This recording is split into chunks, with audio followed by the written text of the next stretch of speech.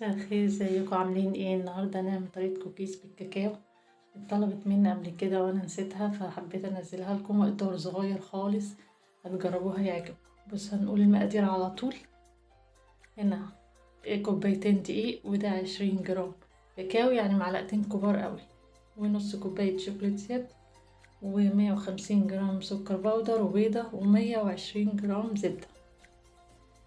اللي عايز المقادير بالظبط يكتب لي وانا انزلها له. هنا حطيت الزبدة وهحط السكر. طبعا بنخله علشان لو في اي تكتلات ما تبقاش موجودة في الزبدة. لازم تبقى نازل ناعم كده، لازم السكر البودر يبقى ناعم جدا. شايفين اهو؟ انا بوريكم برضك التكتلات بتبقى ازاي.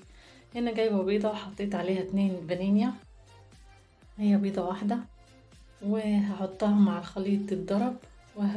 هروح اجيب الدقيق اللي هم كوبايتين جرام دقيق، كوبايتين بالظبط دقيق، واحط عليهم 20 جرام الكاكاو. بس انا شلت معلقتين دقيق من الدقيق عشان احط الكاكاو. وبرضك بنزله كده اهو في مصفى لان بيبقى فيه تكتلات. وهنخلهم كلهم مع بعض. كنت حاطه معلقه بيكنج باودر او تقريبا هحطها اهو معلقه بيكنج باودر، وهنخلهم كويس اهو.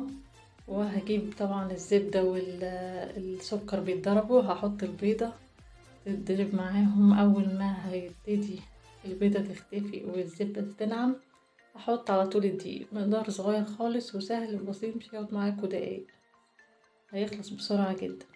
بصوا بقى، العجينة دي لازم تبقى ملزقة شوية. انا حطيت المعلقتين اللي انا شلتهم، معلقتين الدقيق، وحطيت الشوكولات سيبس، مش النص كوباية كلها. انا حطيت يعتبر ربع كوباية وخليته النص التاني لان هشكل بيه في الاخر.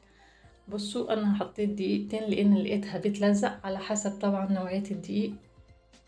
في دقيق بيلزق بسرعة، في دقيق لأ. فانا حطيتهم. بصوا بقى، العجينة لازم تبقى كده ملزقة. حطيتها في التلاجة طبعا عشان اعرف اكورها في الكور دي، وطلعتها. بصوا التشكيل، انا بعمل كور وبعدين بطبطب عليها شوية واروح حاطها في الشوكولات شيبس. في ناس تانية بتكور الكرة على طول وتحطها في الشوكولات شيبس وبعدين تطبطبها. كل واحد ليه طريقة، ويا ريت ايه اللي عارف يعرف كل واحد بطريقته يعملها. بصوا هحط الشوكولات شيبس. طبعا كنت مشغلة الفرن على 120. ما بيقعدش بالظبط 10 دقايق، وبيبان في التسوية وبيطلع. بصوا انا شكلت التشكيلة اهو، حسب بقى عايزينها كبيرة عايزينها صغيرة. بس لو تصغروها احسن لان بتفرد جدا في الفرن، بتنتفخ وبتفرد، فما نكبرهاش قوي.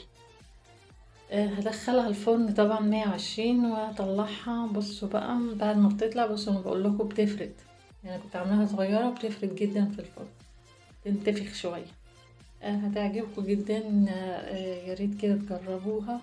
واللي يا ريت اللي ما اشتركش في القناة عشان مفيش حد